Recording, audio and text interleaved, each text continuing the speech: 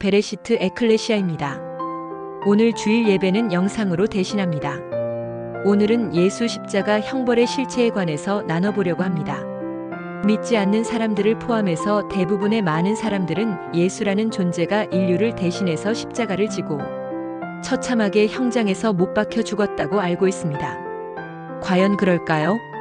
예수가 나를 대신해서 십자가에 못 박혀 죽었고 그래서 나는 죽을 필요가 없다면 성경이 끊임없이 강조하고 있는 자기 십자가를 지는 것과 자기 부인은 뭘까요? 여러분은 말씀의 모형인 예수가 말씀하신 누구든지 자기 십자가를 지고 나를 따라야 내 제자가 되느니라 라는 의미를 어떻게 이해하고 받아들이고 있나요? 그냥 막연한 추상적 발언이었을까요? 제자들이나 이스라엘 백성들에게 멋있게 들리게 하려고 본인 스스로도 무슨 얘긴지 알지 못하는 말을 던진 걸까요?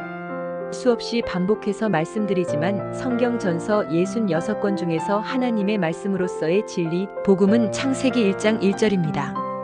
창세기 1장 1절은 전능자가 당신을 드러내고 나타내기 위해서 사람을 택하사 그들의 머리가 되셨고 사람에게만 특별히 언어 곧 말을 주시고 그 말, 즉 말씀 그리스도를 머리로 하는 말하는 성전으로 새 창조하겠다는 미완료 현재 시제로서의 하나님의 원함과 기도입니다. 그런데 사람은 단 한 사람도 예외 없이 시작을 이성 없는 짐승으로서의 첫사람으로 합니다. 하나님이 보시기에 이성이 없다는 것은 사람이 생각하는 것과는 정반대입니다. 사람 각자는 자신은 무엇이 선이고 무엇이 악인지 그 차이를 분별할 수 있다는 확신으로 자기 보기에 옳은 대로 멋대로 소견대로 선과 악을 규정하고 정의에서 자기 말로 취해 그 말을 양식과 동력 삼아서 땅적 존재로 살게 됩니다. 하지만 누차 반복해서 말씀드렸듯이 사람이 규정하고 정의하는 선과 악은 절대적이지 못합니다. 왜냐하면 이기적이고 자기중심적이며 상대적이기 때문에 그 누구도 동의할 수 있는 진리 차원의 절대적 가치가 되지 못합니다. 그럼에도 불구하고 첫사람 아담들은 전능자가 오직 당신을 드러내고 나타내도록 하기 위해서 사람에게만 주신 말, 언어, 문자를 자신을 드러내고 나타내는 도구로 사용하며 땅의 왕 노릇을 합니다. 첫사람 아담들이 자신은 무엇이 선이고 무엇이 악인지 그 차이를 분별할 수 있다는 착각에 빠지게 만든 근본 원인, 그 뿌리에는 사람 생각, 육신의 생각이 자리 잡고 있고 그 사람 생각, 육신의 생각을 하나님은 육체라고 하십니다. 여러분 입장에서 쉽게 설명드리자면 마음 혹은 자아가 사람 생각, 육신의 생각의 뿌리가 되고 그것이 바로 육체입니다. 사람이 입고 있는 고깃덩이 옷은 육체가 아닙니다. 바울은 사람 생각, 육신의 생각으로서의 마음 혹은 자아를 그릇으로 비유합니다. 혹은 부대자루로 비유하기도 합니다. 바울이 그런 비유를 사용해서 복음을 전하는 이유는 창세기 1장 1절의 진리를 안다는 것을 의미합니다. 창세기 1장 1절의 진리는 전능자가 당신을 드러내고 나타내기 위해서 사람을 택하시고 그들의 머리가 되셨고 그러므로 사람은 말씀 그리스도를 머리로 하는 말하는 성전, 곧 말씀을 담은 말씀의 집, 새 부대로 새 창조되느니라입니다. 그런데 창세기 1장 1절은 거저 이루어지지 않습니다. 여러분들이 이제까지 들었던 얘기나 알고 있는 내용으로 내가 단순히 입으로 예수를 주라고 고백하고 믿는다고 창세기 1장 1절이 내 안에서 성취되어 구원을 받는 것이 아닙니다. 성경 어디에도 그런 증언은 없음을 명심하기 바랍니다. 모든 90억 인류는 첫사람 아담으로 시작합니다. 하나님 곧 집주인이 자신을 드러내고 나타내라고 맡긴 말을 자기 보기에 옳은 대로 멋대로 소견대로 선과 악을 알게 하는 선악나무로 취해서 자신은 무엇이 선이고 무엇이 악인지 그 차이를 분별할 수 있다는 확신과 착각으로 온전히 행하지도 못하는 율법을 선악으로 나누고 행위로 행함으로써 하나님처럼 될 수 있고 선해질 수 있다는 상태가 이성 없는 짐승이고 첫사람 아담 네펫이 하야입니다. 그리고 그 뿌리로서의 근원은 바로 사람 생각, 육신의 생각 곧 나로서의 내 육체입니다. 성경은 이 육체를 목숨이라고도 부르는데 예수가 십자가에 못 박혀 죽을 때에 떠나간 혼이 바로 이 사람 생각, 육신의 생각으로서의 육체 곧 목숨 혹은 혼입니다. 성경은 반드시 이 육체가 죽어야 함을 반복해서 강조하고 설명하는데 나로 하여금 선악을 분별할 수 있다는 착각에 빠지게 만든 그 사람 생각, 육신의 생각으로서의 육체의 죽음은 진리를 향한 죽음으로 표현됩니다. 그리고 성경은 그 죽음을 다나토스라고 합니다.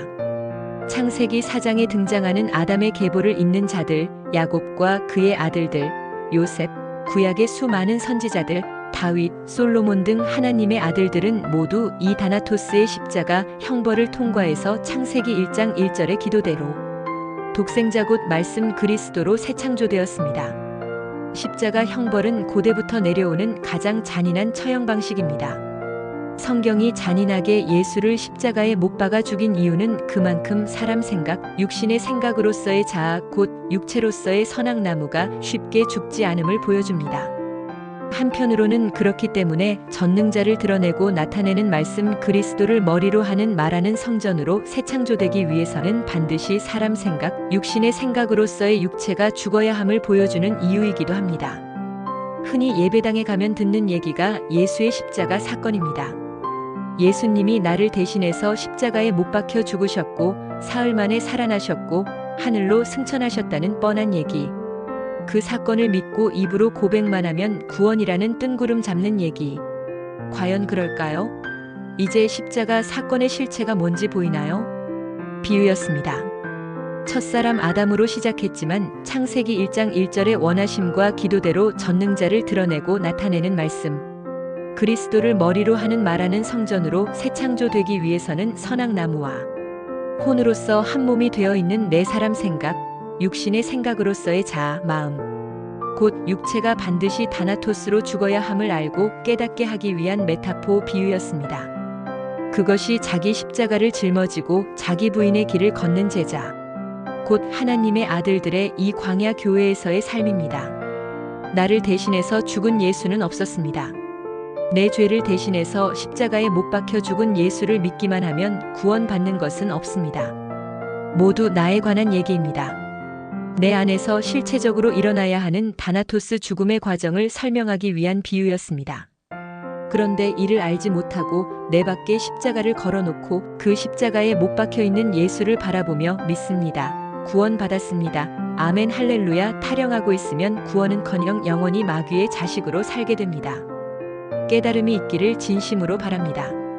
예수의 십자가 형벌은 내가 반드시 다나토스로 죽어야 함을 깨닫도록 하기 위한 비유였습니다.